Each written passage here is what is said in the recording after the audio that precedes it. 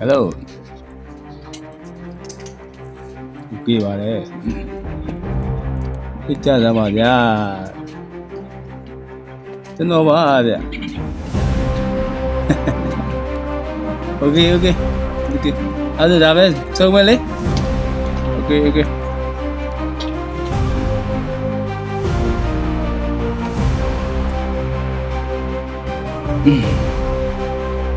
နောက်တစ်ခါရန်ကုန်ရောက်လာဒီဈေးနဲ့တော့မရတော့ဘူးကိုကနောက်တစ်လုံးထပ်ဆောက်မှာဆိုတော့ဒီဈေးတွေကလည်းတက်မှာတိတက်ခုလည်းဒီတက်မှတ်တဲ့ဈေးတိုင်းပါပဲပုံမီထောင်းစိတ်ချနော်နောက်မန္တလေးဈေးကျုပ်ဘက်မှာလည်းကိုယ်အိမ်နေရှိသေးတယ်နော်ဟုတ်ပြီလားโอเคပါပြီချโอเคလို့ခင်ဗျားနဲ့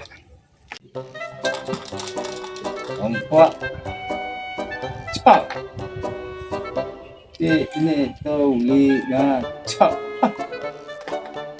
အားပေးလုပ်ငန်း EPC ပါလေEPC ပဲတနိုင်ငံလုံးမီးလင်းစီရမယ်